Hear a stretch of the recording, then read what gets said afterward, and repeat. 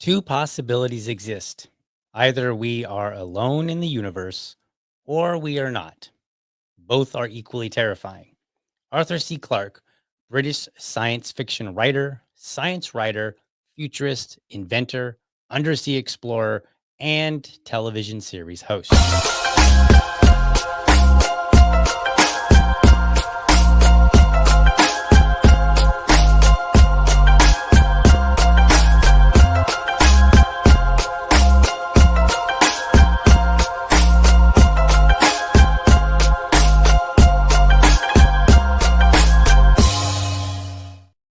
All right. Good morning. Welcome to another episode of the Liberty Dad podcast, a discussion on politics and culture. If you're tuning in live, thank you so much for giving me your time so early. Do me a favor, folks. If you enjoy the show, be sure to like and subscribe to my channel. And for the really serious folks out there, hit that bell so that you never miss an episode. All right. So, what's on the agenda today? As I was looking through, social media, YouTube, I've got um, this really neat Chrome browser that allows me to organize my subscriptions on YouTube. And it's pretty phenomenal. I'll have to maybe put it in the show notes for you guys. So if you have a lot of subscriptions and they're in various, various topics, and you kind of want to organize them, this is it's like really phenomenal. I was really really impressed with it, but it does really cool things, and like you can categorize them, so you can be like, all right, so like I've got some that say like woodworking, I've got some that say like, news media, I've got some that say libertarians, and I kind of organize all these different channels, and then I can click on it, and it will show me the latest. So I can click on a particular category, and it will show me the latest episode or video from that category, explicitly that category. So what I was doing is I was looking through like, what's the media talking about? What are people talking about, on social media? And everybody is talking about Trump's current administration picks. And just to be frank with you, I don't have anything interesting to contribute that's not already being said many times over. So I was like, well, I don't really want to talk about that. I mean, like, we want to summarize. I could summarize it in like 2 minutes. Tulsi, she's probably the best of the ones that have been picked so far. Rubio, never really liked him. In fact, I didn't like Rubio way back when he did some weird speech talking about this immigration plan that the Republicans were offering up. And he was like, I think he had a piece of paper in his hand. I can't remember, but he was just like, he was going over this plan, and he was like, and immigrants will have to do this and this and this and this. And he just like kept listing bullet points. And now, mind you, I was a conservative Republican at this time, I believe. And I was like, oh my God. I was like, that's a long list, man. Is that like, do people really want to go through all of that? Like, it was just like this long bureaucratic list of things that people would have to do, immigrants, if they wanted to, like, I think the plan was to say, okay, we'll take you from a legal immigrant to a legal immigrant. And here's our plan. And it was just like this huge long bullet point list. And I was like, that's just ridiculous. Like that. I think I made a joke. I said, I don't know if most Americans would do that to keep their citizenship, let alone to get it. So it was a bit crazy. So I've never liked him since that. And to be honest with you, like, okay, he's picking people and we can make speculation on who they are, based on their past work. But at the end of the day, I'm just going to wait and see what these picks actually do. That's a big thing with me. I you know, I don't get all excited about, oh my God, this person, is talking about libertarian stuff. So therefore they're going to be a great, congressman or whatever, because many of them talk a great deal. They talk they talk in a way that it gets me excited. And then I found that they capitulate just like everybody else. So I need to wait and see what they actually do. So in the meantime, like, then what do I talk about? Right? Because that's like dominating the news conversation. So then I was like, hey, wait a minute. UFOs. Well, actually, it was UAPs. So UAP, if you're not familiar with that particular term, is what did I have? It's an unidentified anomalous phenomenon. Okay. So let's, in fact, let me just put this up on the screen here for you, and we will read from, where does this come from? So this is from Arrow, All Domain Anomaly Resolution Office. Don't you like these names? Like it's kind of wild, some of these names, because they just come up with stuff, and they just like they love their acronyms. And so it's called Arrow, All Domain Anomaly Resolution Office. So if you hear that, that's what you're talking about. Let me see. There it is. So zoom in a little bit so as you can read this. So let's just read you what the organization does. Welcome to the website for All Domain Anomaly Resolution Office, Arrow. Honestly, it sounds like something you would watch on TV. Like you're watching some show and they've got like this, in the show, in this fictional show, they've got this fictional government office, and that's the name of it. This is what it feels like. It just like, yeah. Then they have to use words that people don't just typically use on a daily. Like they can't just be like, "Hey, we're the Office of Unidentified Objects." Like something simple, but no, whatever. Anyway, our team of experts is leading the US government's efforts to address unidentified anomalous phenomena using a rigorous scientific framework and a data driven approach. Since its establishment in July 2022, Arrow has taken important steps to improve data collection, standardized reporting requirements, and mitigate the potential threats to safety and security posed by UAP. So, let me translate what this really means. This is just another administrative office. Okay. Because, like, literally, they're like, we're going to improve data collection. We're going to standardize reports, right? They're going to get them TPS reports. Those of you who saw the movie, you know what I'm talking about. We're going to get them TPS reports. Uh, we're going to organize them in a way so that they're all consistent. Yay. And we're going to mitigate the potential threats to safety and security posed by UAP. We look forward to using now, that line is going to be funny here in a few moments. So I promise you. Sounds boring, but I'm telling you, we're going to come back to that. We look forward to using the site to regularly update the public about Arrow's work and findings and to provide a mechanism for UAP reporting. So there's not real. I listened to this Congress. So Congress met yesterday. This subcommittee met, and they spent like 2 hours discussing this. And I watched it so that you don't have to. And I promise you, you don't want to. There was really nothing that exciting in there. But I grabbed a few choice clips that I thought would be that we could make interesting. So that's what we're gonna watch these clips today. But so thank you for visiting. And then down here they've got it. Unidentified anomalous phenomena, UAP, means airborne objects that are not immediately identifiable, transmedium objects or devices, and submerged objects or devices that are not immediately identifiable and that display behavior or performance characteristics, suggesting that objects or devices may be related to the objects or devices described in subparagraph A or B per the NDA fiscal year 23 section. On their website, they couldn't help but write this as if it was a bill, right? Like when we've done bill reviews on this show, that's how these bills are written. They're like, you know, related to this thing as described in this section over here, subparagraph A and B. Like they're defining UAP as if this was like a legal document, a legal like legislation.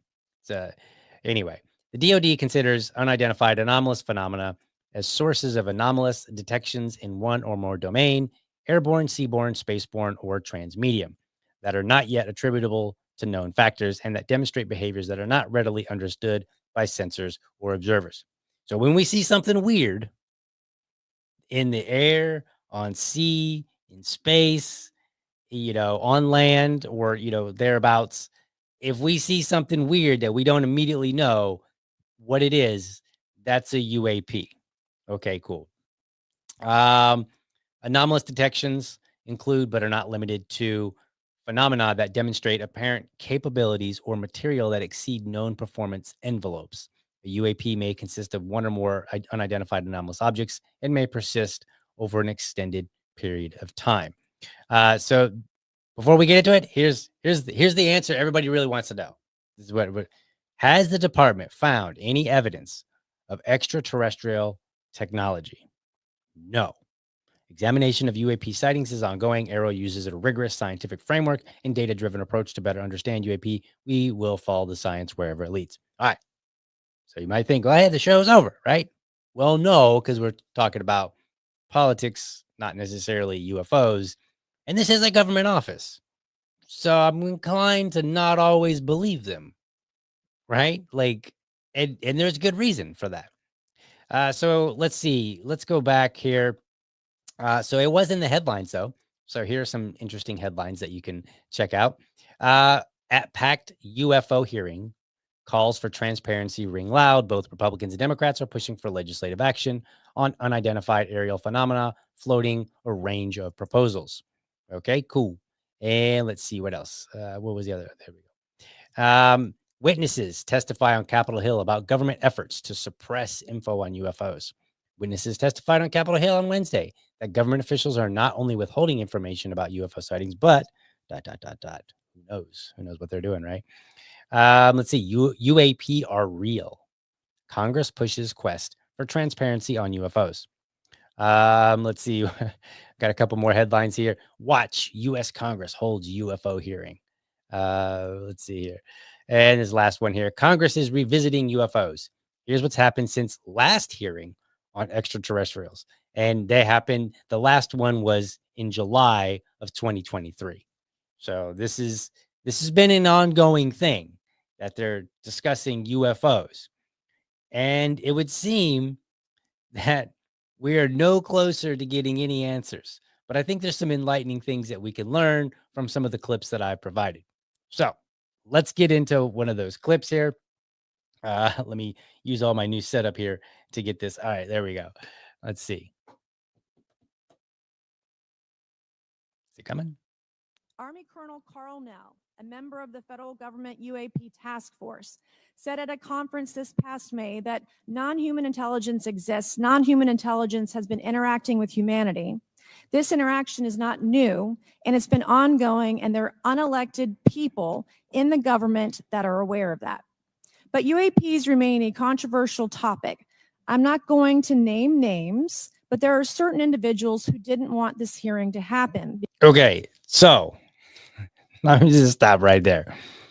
Now, this is Representative, I think her name is Nancy Mace, out of South Carolina. And she's like, hey, we're having this congressional hearing so we can talk about this and uncover, like figure out what we can do, what we can uncover. And like the whole thing was all about, what is not being divulged, what is being kept secret. That's basically the gist of the entire 2-hour congressional hearing. And then she starts off. This is at the very beginning. She starts off and she's like, all right, some people didn't want us to even do this, but I'm not going to tell you who they are. Like, so this is not a good start already. Now, remember, yesterday I talked about Elon Musk and how he wants to, or he's going to be part of DOGE, the Department of Government Efficiency. Now, they're talking more about money, but at the end of the day, money and secrecy kind of go hand in hand. So you kind of have to ask yourself, like, what is it?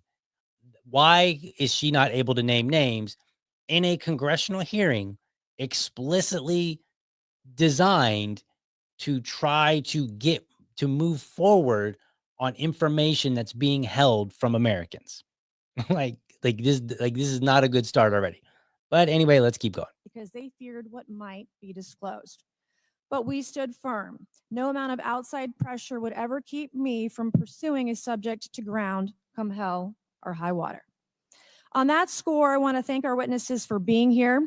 We have before us a panel of individuals accomplished in the military, in civilian government, in science, and in journalism. Some of the testimony you will hear them deliver today does not reflect well on influential individuals and agencies within the U.S. federal government and perhaps some of our contractors. It's never easy to present such information publicly. So I appreciate our witnesses voluntarily agreeing to being here today. This hearing is intended to help Congress and the American people to learn the extent of the programs and activities our government has engaged in with respect to UAPs. Okay, so she just told you what it was for. This is to learn about, what information do you guys have? And they can't even come forward and say, well, Representative so and so or whoever, they didn't want this information to even come out. Like that would have been a good start. So I'm already skeptical that we're gonna get anything. And this is only like, I don't know, this might have been like 10 minutes in, maybe not even that long.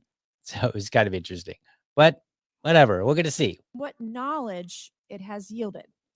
This includes, of course, any knowledge of extraterrestrial life or technology of non-human origin. If government-funded research on UAPs has not yielded any useful knowledge, we also need to know those facts. Taxpayers deserve to know how much has it been invested, how much has been spent. They shouldn't be kept in the dark to spare the Pentagon a little bit of embarrassment. The reality is, despite their enormous taxpayer-funded budgets, the transparency of the Defense Department and the intelligence community have long been abysmal. The Pentagon has failed 6 consecutive audits. In fact, it's never actually passed one. That's crazy. They've never passed an audit. Never. That's so what I'm like what I'm telling you, like there is something going on. Now, is it that we have UFOs in our hands and we've maybe made contact with people, or maybe not people, I guess, but extraterrestrials, we've made contact with ET and they phoned home, whatever. And I'm not so convinced, to be honest with you. I think what's really happening, and this is why Doge might actually be very important, is they're using these ideas to funnel money to other things. Now, what are those other things? I have no idea, right? Like, I mean, they failed financial audits. And yesterday I went over a whole bunch of, ways that the government was spending money, which we could argue and say you shouldn't be spending money at all, not a single dime on any one of those items. But the question is, where's all this money going? Like they're taking all this money in, but where is it going? And we have a good idea, like in some ways, like, sometimes we learn like, oh, this other country, they had a natural disaster and we sent, we sent over some money to assist them. Okay, well, in that case, we know and fine, sure. But there's a lot of money that's being spent that we don't know about. So I think it goes hand in hand. But I'm not so convinced that it's about UFOs. Okay, so let's go to the next video here, and let's see what we get on this one. I got 4 videos. When the American people and members of Congress ask, are reports of UAPs credible, we're met with stonewalling. We're met with responses of, I can't tell you. And in fact, we're met with people not wanting us to have hearings. We're met with people not wanting us to ask you questions. In fact, many of us were told not to ask some of you certain questions on certain topics. Huh. Not ask certain questions on certain topics. And who would that be? What questions were they not allowed to ask? Well, of course, we can't find out in a hearing intended to forward transparency. But no, we don't get to know that. We don't get to know who is stonewalling, who is obstructing, who doesn't want these questions asked. We don't know. Like, and this is funny because I find it amusing. Like it was a very boring watch. I promise you, like you can go watch it. It's in the show notes, but it's very boring. And it produced nothing of interest, in my opinion, with regards to UFOs, UAPs, extraterrestrials. I didn't get any sense that there was any information that would be really enlightening. Now, there might be. And in fact, this next clip kind of suggests that there would be. So let's see what he has to say. So this is a guy that's been working in, various forms of the government and whatnot. So maybe. Is he going to play? There we go. Let me be clear. UAP are real. Advanced technologies not made by our government, or any other government are monitoring sensitive military installations around the globe. Furthermore, the U.S. is in possession of UAP technologies, as are some of our adversaries.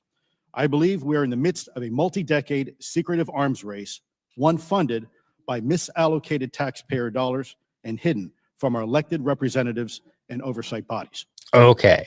So that's interesting because he says, now this is Mr. Elizondo. I think it's how you say his name.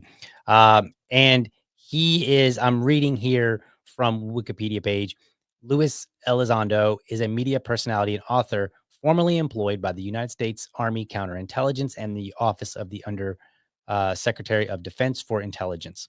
According to Elizondo, he was director of the now defunct Advanced Aerospace Threat Identification Program, which was associated with the Pentagon UFO videos. Elizondo's statements about his Pentagon role with the AATIP, that's the Army Counterintelligence. I'm sorry, yeah. I'm sorry, that's the Advanced Aerospace Threat Identification Program, have been contested by Pentagon officials. Since 2017, he has claimed there is a government conspiracy to suppress evidence that UFOs are of extraterrestrial origin. So that's who this guy is. But he starts off, well, he's not starting off, but this is like early on in part of his testimony. He's telling us, he's like, look, I think there's an arms race. Well, arms race against who? It doesn't make sense. I mean, let's think about this. Walk through this here. It wouldn't really make sense to say we're in an arms race against UFOs, right? Aliens, because we made it to the moon and we're not an interplanetary species as Elon Musk would like us to be, right? We're not traveling back and forth. We don't have flights going out where people can enjoy it. There's no vacations to Saturn or wherever, right? There's none of this going on. So we're basically stuck on this planet. So if there are extraterrestrials that have made it to our planet, then what that means is from whatever planet they would have come from wherever in the universe, and the further away, the more dramatic it becomes, right? But wherever they have come from, they managed to leave their planet, travel far enough, and come here, and then not be sophisticated enough to get to be captured. Like this story really doesn't fit. It just doesn't make sense. And why would we be in an arms race? Like, did they come by and send like a friendly to say, hey, we're about to, we're on our way, we're coming to get you? And then we were like, oh my God, we're in an arms race now against these extraterrestrials who we don't know what they have. Like, the story wouldn't make sense. It just like there's no view in my mind where this makes any sense whatsoever. So I think what he's kind of telling us, it may be true. Like there might be an arms race with other countries, and maybe this is a clue as to what we're seeing. All right, let's continue listening to Mr. Elizondo here. For many years, I was entrusted with protecting some of our nation's most sensitive programs. In my last position, I managed a special access program on behalf of the White House and the National Security Council. As such, I appreciate the need to protect certain sensitive intelligence and military information. I consider my oath to protect secrets as sacred, and I will always put the safety of the American people first. Okay. What does that mean, the safety of the American people first?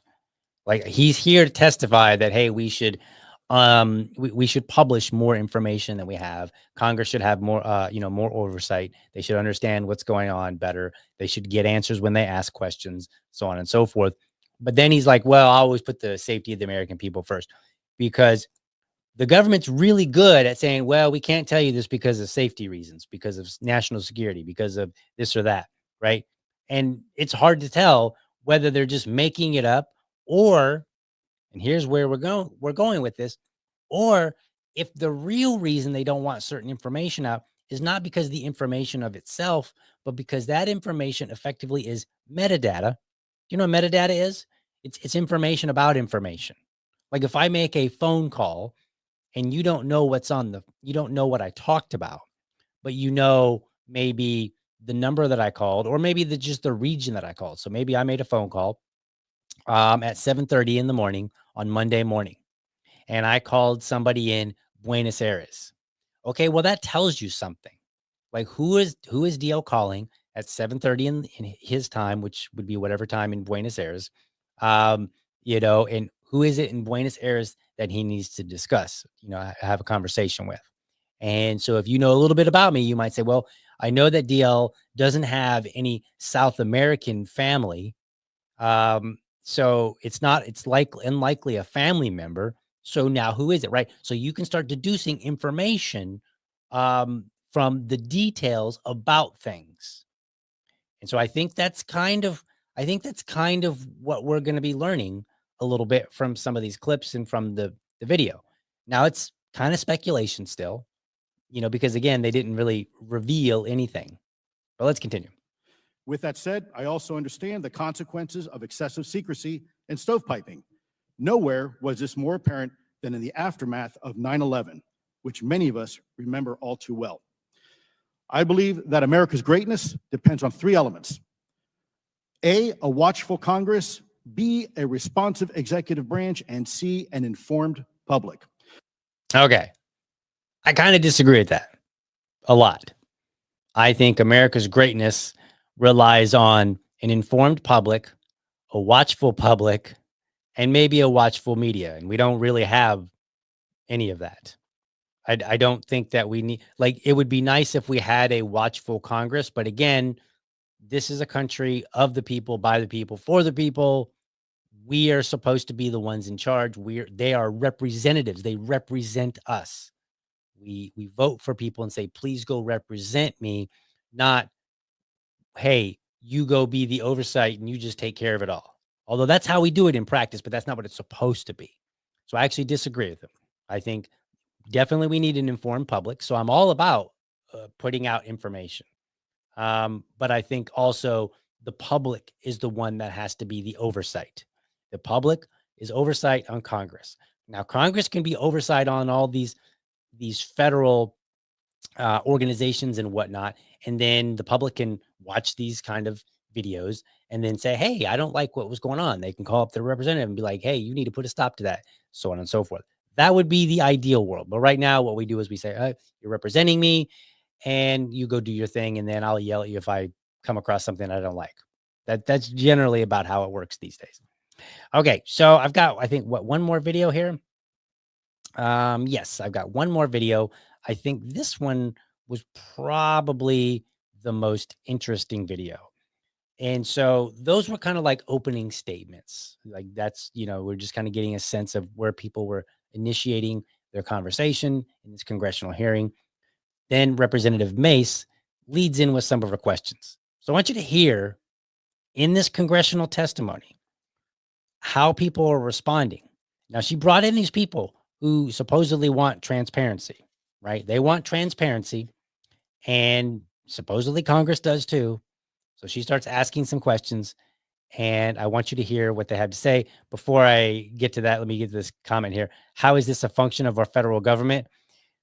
Well, arguably, you could say, and that was from Keith Garrett. Thank you for that question. How is it a function of our federal government? So I look at it and I say the federal government should be very, very tiny. It should be about the size of my city council, and my city council should probably be a lot smaller. But the federal government should be about the size of your typical city council, and they should manage squabbles between the states, and they should manage our defense for the nation. That's pretty much what they should be doing. Not a whole lot else, right? Like, so I don't even think that Elon Musk could cut enough to make me happy. So, arguably, to answer that question, if there are extraterrestrials that are visiting our planet, then you could make the case that the federal government has a vested interest in protecting Americans by collecting the information, doing some of the research, sending out their drones, their aircraft, you know, from the US military to go and investigate, go to if there's a crash site, go to a crash site, collect that information. But then they should turn around and divulge to us what they know. But they're not. And in fact, here's how some of that questioning ends up playing out. I will now recognize myself for 5 minutes of questioning. I have a lot of questions. and I have a lot of witnesses. So I would just ask if it's yes or no to please just tell me yes or no. If it requires more than that, be very succinct because I would like to go down the line and ask as many questions as possible. So Okay, this is a great start. I actually like this. This is the greatest way. Every congressional hearing should, when they start asking questions, they should really, they should preface it with this. They should lead in with it saying, hey, look, I'm going to ask you questions. I want a yes or no. But if it does require more, then be succinct about it. And I think that's a good thing because a lot of times, I've watched these congressional hearings and they ask people questions. And sometimes the yes or no is just them grandstanding. They're like, they ask a question that if you say yes, you're going to look bad. If you say no, you're going to look bad, in response. And then if you try to add something to it, like if you say, well, yes, but here's what's going, like, then they get mad. They're like, no, no, no, no. I just said yes. You just answer yes or no. And it's like, they don't want to hear the nuance because they know that the nuance won't be as, will make that yes or no a lot less juicy. So I like this. And I think this is a good format for any congressional hearing. Give us a yes or no answer. We're going to, and we should expect that our Congress members ask good yes or no questions. And then if there's nuance that's necessary, then, be brief about it. Don't drone on and on and on. All right. So let's hear what she says. for the Admiral this morning first. Former DoD official Chris Mellon reached out to you about satellite imagery from 2017 that depicts a UAP. What were the dates in 2017 when this occurred? I can't share with you the details, ma'am, but I can do it in a closed setting. And I can also tell you the agency that wrote a report on it. Okay. So what are the dates that this event occurred? Well, I can't tell you that. But I can tell you the agency that reported it, not here, but in a closed session. Okay. So this is what I'm telling you. Metadata is very important. And that is the metadata, like the dates. Okay. That's pretty important. When did this happen? We'll get to more of that in a minute. Okay, so who has the imagery? I can tell you that in a closed setting. Okay. So we don't get to know who has this image. There's some imagery that shows something. Okay. But we don't know the date of it. We can't tell you who has it. Okay. Can you describe what was depicted in the satellite imagery? Just a description. It was a UAP, ma'am. Okay. Well, let's listen to her follow up. That's it. No other description. The term that the analysts used, they call it the button. It was a disc-shaped object. Okay. There's an image that we want to know some information about. When did this image get taken? Can't tell you. Who has a copy of this image? Can't tell you. Right now it's I can tell you in closed session. Okay. Well, what was in the image? Well, I can't really say. Is a UAP. Like that's it? Just UAP? Well, okay. It was a circle. It was a disc-shaped object. That's the kind of information that we're getting. Now, mind you, this is a congressional hearing on getting to transparency by people that were invited to talk about how we should be more transparent, but they can't talk about it.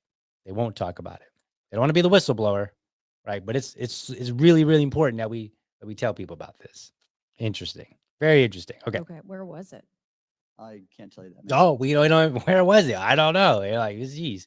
So we don't know the date. We don't know when it happened. We don't know what was in the image. We don't know who has the image. We don't know where this image was taken from. Okay. All right. Okay. Okay. So she's done with that line of questioning frame. So let's talk about metadata. What would all of that potentially tell us? Well, if we tell you when it would happen, like let's say it happened, today's the 14th. Let's say it happened November 1st. We're just making stuff up. So, okay, it happened November 1st. So now we know that it would happen that November 1st was a Friday. So we can go, okay, it was on a Friday. What major events or anything was in the news on Friday, right? That might give us a clue of, more information about this event. That's what time did it happen? Okay, well, that can also tell us because then we can go and look and say what was occurring on Friday, and about this time. So let's say it was on Friday, November 1st at 2:14 p.m. Okay, great. Now at 2:14 p.m., what was being reported just in general in the news? What can we find on social media that people were talking about? Because this could lead us to some more answers. Then we go on. What else did they not want to divulge? Which department has this? Okay, well, which department has it kind of is kind of is indicative of what this means. Like, was it the Navy? Was it the Air Force? Was it the Army? Right? Like, who had this? Was it the Space Force? Because presumably, if the Air Force had it, then we're talking about an event that occurred somewhere on November 1st, 2:14 p.m. in the air, if it was the Air Force. If it was the Navy, then you would make a reasonable presumption that this happened somewhere in sea, right? So now we're starting to narrow down and we can start identifying some more information. And then we can say, was anything weird reported in the news or on social media around that time, right? And we can start digging and looking through information. But of course, they can't tell us this. And then, of course, the biggest one was, where did this happen? Well, that's huge. Like, if we say, okay, it happened on November 1st, 2:14 p.m. off the coast of Florida, near about Tampa, right? Well, now we can really focus in and say, what was going on there? What was reported? Whatever. We can start digging through. Were there any weird, weather patterns, anything out of the ordinary? But we can start focusing. This is why this is why metadata can be so critical, because it can tell us a whole lot. And even though we don't know the content of the image, we could potentially learn what the image was just with the metadata. And to be honest with you, I know that they spent 2 hours in this meeting. To be honest with you, probably it's not going to go anywhere, because they, as I showed you in the news, they had a hearing about a year ago, and we didn't get any, what did we get this hearing that we didn't get in the last one? Not much. All right, there's a little bit more. Let's listen. Mr. Elizondo, you state in your testimony that, quote, advanced technologies not by our government or any other government are monitoring sensitive military installations around the globe, end quote. If these technologies are not made by any government, who's making them? Private companies, or are you implying they are crafted by a non-human intelligence? Well, ma'am, that's precisely why we're here. The problem is that, temporally speaking, over decades, not just the last 10 years, to put this in perspective, Are these private companies you're implying, or is this non-human intelligence? it may be both. Okay. Okay, so it may be both. Maybe we can only tell you it's not the government's, but it may be non-human. It may be Elon Musk coming up with some cool technology, but we can't tell you. But that's why we're here, to tell you that we can't tell you. And I love this comment here. Time surfing alien. He says, it was a dog and pony show. They want to appear to be doing something. I totally agree. I totally agree. When it comes to Blue Force Technologies, I would not be able to discuss. Okay. Are you read into secret UAP crash retrieval programs? We would have to have a conversation in a closed session, ma'am. I signed documentation 3 years ago that restricts my ability to discuss specifically crash retrievals. I submitted for my book through the DOPSR process, which took a year for it to be reviewed. And what is in the book is what I was told I'm allowed to talk about. Has the government conducted? That's crazy, isn't it? I mean, think about it. He wrote a book, and then he had to submit it for a review, and they spent a year reviewing it to see, like, okay, here we've returned it. I presume the process is, they say, here are the things in the book that you're not allowed to discuss, so you're going to have to remove them, and then everything else you can publish. Okay, well, that's a pointless book.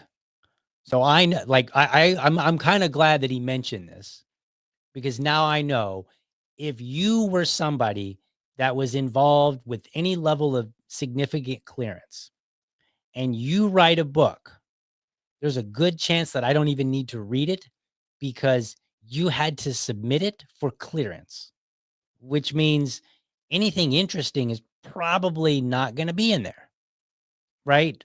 Because the government doesn't, they're going to extract whatever they don't want you to know. Well, what they don't want me to know is probably exactly what I want to know. So you're right, time surfing alien. This is an entire dog and pony show, and it was quite boring to watch, to be honest with you. But I did it.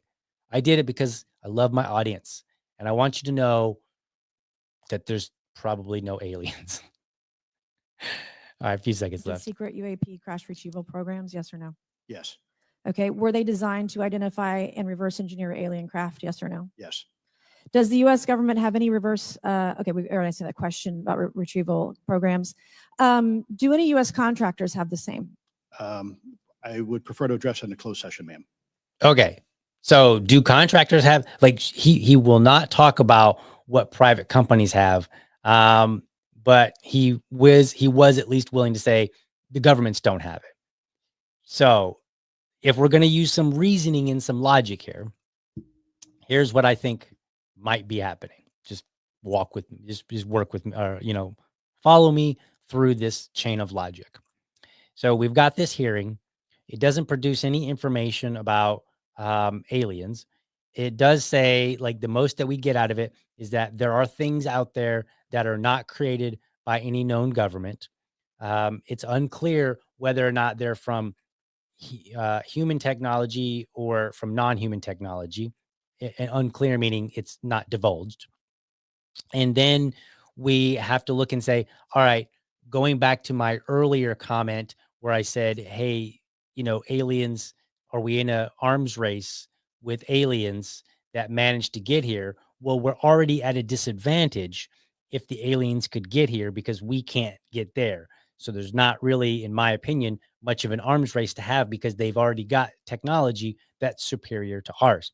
So if we kind of package this all together, I think what we end up getting is that the government has these programs that are investigating things, and they're probably, my guess is that they know that private contractors are developing things, possibly for them, through DARPA funding and whatnot.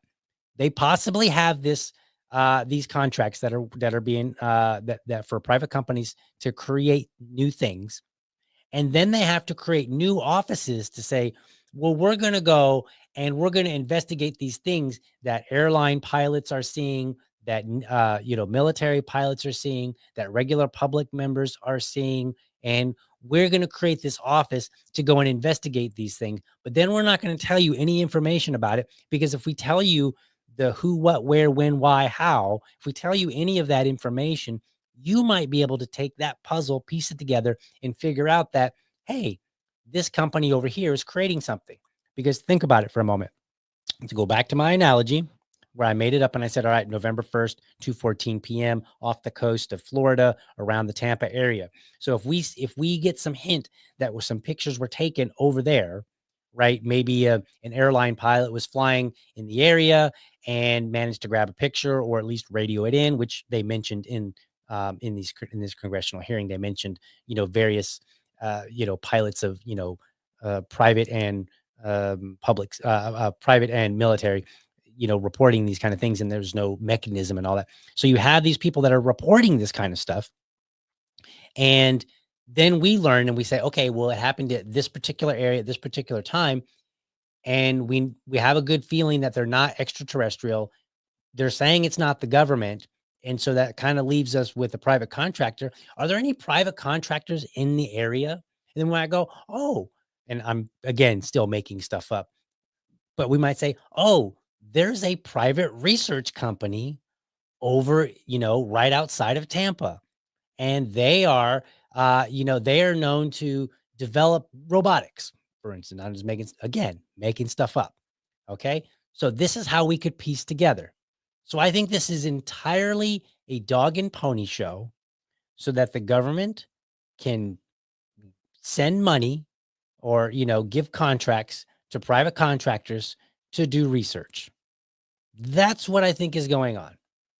And the real question isn't so much what they're doing, but kind of, I mean, it's kind of important, but also how much money are you spending?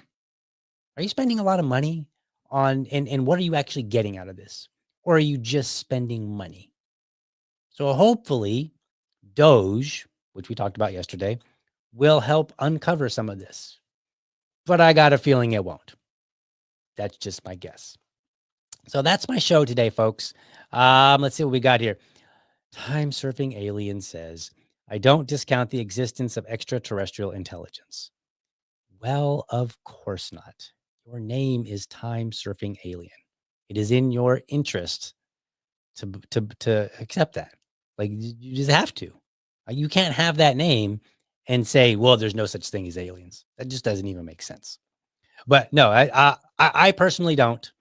Maybe there are, but I tend to believe that the U.S. government, like what did I used to say years and years ago? I said the U.S. government's not really good at keeping a lot of secrets, not necessarily for a long time. And what are the odds, especially when you've got so many people as witnesses, because you've got people in the military as witness. Like it's one thing if they create a department and they selectively bring people in and say, you research this kind of stuff and you figure out some cool things, right? So then maybe you have 10 to 20, 50, 100 people that you're specifically overseeing, and you say, you guys are responsible for doing this, and we're going to monitor every one of your communications and make sure that you don't leak anything out. That's one thing. It's another thing when you've got the public reporting things. So people like myself who might just be standing outside and I see something and I grab my camera and I take a picture or a video and then I submit it, post it on, social media. It's another thing when you've got people like that are random all over the world that are able to grab, photos and videos of things. And then it's another thing to say, well, we're going to be able to keep that secret. So I've always kind of been under the idea, under the guise of, if there's so many people that are experiencing this, something, whatever that is, the government is just simply not capable of suppressing all of it. Somewhere at some time, something would have leaked, something substantial. But unfortunately, most everything just seems to be fuzzy pictures and, who knows what it is exactly. Is it an alien? Maybe. Is it coming from another dimension? Also, maybe. A very loose maybe. But in my opinion, unlikely. So anyway, that's my show, folks. Hope you enjoyed it. I apologize that I didn't really give you a whole lot, but hopefully you learned a little bit more about how metadata works. And when you're watching a congressional hearing, maybe you can start saying, okay, now I have a better idea why this information is being held, because that information could critically lead people to piece together a puzzle. That's basically the gist of the show today. So, but anyway, hope you found it informative and inspiring. Be sure to catch me Monday through Friday, 7:30 a.m. for an informed discussion on politics and culture. Make sure that you're subscribed to my YouTube channel. Or if you prefer my Rumble channel, you can go to youtube.libertydad.com or you can go to rumble.libertydad.com. While you're there, let me know how I'm doing by leaving me a comment. Last but not least, if you're a champion of liberty, your business is people and your product is liberty. I want you to have a great week. Catch you tomorrow. But for now, I'm out.